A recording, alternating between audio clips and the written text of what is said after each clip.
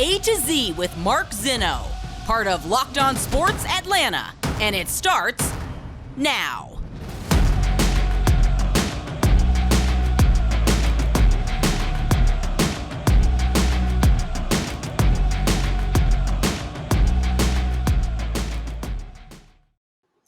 Good afternoon. Welcome to A to Z here on Locked On Sports Atlanta, where today I tell you your decisions will decide your fate. Welcome in. We are live here on this Thursday, and NFL Thursday football is back. We'll get to that coming up in a moment. Give us a follow on Twitter at Locked On ATL. Of course, I'm at Mark Zinno, MarkZinno. Not only that, coming up on the show, I'll give you my full NFL season predictions. Every team, their spot in the division, wild cards, playoffs, Super Bowl champion, all coming up right here today on the show. Plus, one more case for Spencer Strider to start game 2 of the baseball playoffs when they get there. So we'll do all that coming up here on the show today. Wanted to start with the Atlanta Falcons because they held a practice at Mercedes Benz Stadium yesterday, and it was one of those things where Arthur Smith continues to try and shake things up and continues to try and get these players in a narrative or in a place mentally that was different where they were to start last season. Arthur Smith clearly realizes how important it is for this team to have a good showing in week 1. Not necessarily win, but they can't get their asses kicked at home again in week 1. Like, it just can't happen 2 years in a row. People are going to remember that, and he knows that. And he's got to have a better showing than he did last year against the Philadelphia Eagles. So he is super focused, hyper-focused right now on this team being better in week 1. That was the reason for the practice there. Get used to being in the stadium, get used to the mindset and everything else. And we'll see how it shakes out. Look, there's no guarantee that they are going to be competitive against the Saints. I think they are. But as I've said routinely, this is a team that needs to play pretty much mistake-free football in all 17 games if they hope to have a shot to win more than they lose. Mistakes will kill this team. You think what happened in the first play in the game against the Jets where Kyle Pitts was severely underthrown, and instead of it being a touchdown, it's a 53-yard gain. They settle for a field goal. You do that in week 1 against the Saints, you're losing. That's what it boils down to. This team doesn't have the ability to make mistakes. They can't let anything slip through. They have to take advantage of every opportunity. That's what happens when you have a less talented roster and less talented players than your opponent on a routine basis. And also, by the way, when you don't have high-level quarterback play, which could pretty much pull you out of anything. So there is a certain amount of little room for error that this team is going to have to deal with all year long. And you're going to hear me point out the mistakes. You're going to hear me point out the critical moments in a game where they could have won, should have won, could have taken advantage, should have taken advantage, and didn't. Because I think it's important to understand those moments and how they got where they are.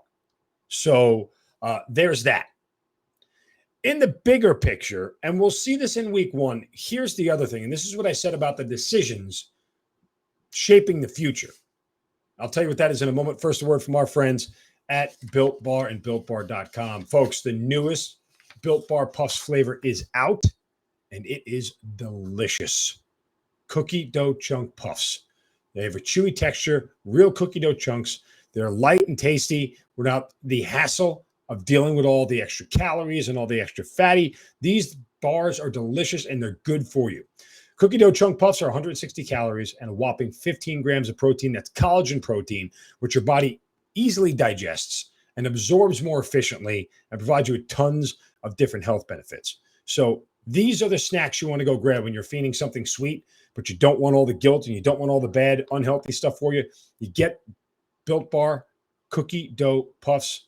Amazing and absolutely worth it. Go to Built.com. Use the promo code LOCKEDON15 to get 15% off your first order. Again, Built.com, promo code LOCKEDON15 to get 15% off your first order. Here's the other piece of what's going to manifest itself in game 1 and throughout the entire year. And we've talked a little bit about this from a different standpoint, but how much are these draft picks and these rookies and these undrafted free agents that the Falcons have signed and put on this roster, how much are they going to make an impact? How much are they going to play? You know, I was having a conversation with a colleague, and I was curious. I said, you think Arnold Ebiketie, their second round draft pick, is going to be a situational pass rusher, or will he be more than that? And he kind of said, well, they expect him to play more often than not, but I think initially he'll be situationally a pass rusher. And I said, well, I'm going to be counting snaps for Ebiketie and when he's on rundowns versus passing downs. 3rd and 7th, likely a passing down. 2nd and 8 might be more of a running down kind of deal, or 1st and 10, obviously. So I'm curious to see where that goes. And I'm curious to see, what does Troy Anderson do? D'Angelo Malone, Tyler Algier, all these guys that they drafted. They have to be able to make some level of impact. And we said this routinely about Richie Grant, who was last year's second-round pick, the 40th overall. That was the litmus test for the Falcons, right? That was the litmus test for Terry Fontenot and Arthur Smith. Can they draft guys? Can they find guys in later rounds? Because if you can't do it in the 2nd and 3rd round, guess what? The chances of you do it in the 5th and 6th round are even more slim. It's hard to get 5th and 6th round picks to amount to much anyway. But if you can't do it with 2nd round picks and 3rd round picks, guess what? We're screwed in the 5th and 6th round. So from that standpoint, again, those guys that I just named, all those players that we haven't seen much of in the preseason, haven't seen much yet. How much are they going to play in the regular season? How much of an impact are they going to have? Are they any good? These are the things that get this team out of a rebuild quicker. If Tyler Algier can be a bell cow back, if D'Angelo Malone can be a real pass rusher, if Arnold Ebiketie can set the edge, stop the run, and get after the quarterback, if Desmond Ritter, when we see when he plays and what he is, if he is the quote quarterback of the future, that's what gets this team out of the rebuild. And even go back to last year again. You're talking more about Kyle Pitts ascending, Richie Grant, Michael Walker, all these guys that were supposed to be foundational pieces. If they start to develop into that, guess what? The Falcons get out of this rebuild sooner rather than later. But if those guys are 2, 3, 4-year developmental pieces, rebuild's going to drag on. Again, and there's nothing wrong with that. There's nothing wrong with the guy who takes 2 or 3 years to really get his feet under him and become a viable starter in the league. But guess what? When you're in a rebuild, you don't have that kind of time. It's okay when you're the Ravens and it takes 3 years for a linebacker to be, a guy that everybody wants, like C.J. Mosley was a couple of years ago in free agency, or Matt Judon. It's okay when you're a team that wins and goes to the playoffs. It's okay when you're, the Patriots, or we're the Patriots with Tom Brady. It's okay now when you're the Rams if it takes a guy that you pick in the 5th round 2 or 3 years to develop. You have that sort of clout. It's okay. When you're in the middle of a rebuild, when you're the Lions, when you're the Falcons, when you're the Texans, you need guys to be good now. That's it. Otherwise, you just keep drafting more players and you're waiting for the one that pops and shows up and says, okay, we finally got a player. Now we can build around somebody. They got that in A.J. Terrell. They can start to build around. You have that in Kyle Pitts. You're pretty sure you do. You're like 99% sure you do.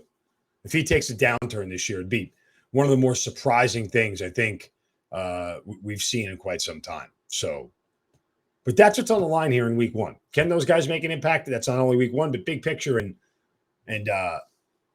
if they struggle in week 1 and get beat up again, it's fair to start to question the process and the preparation process, because that'll be the first question I ask Arthur Smith in his Monday press conference.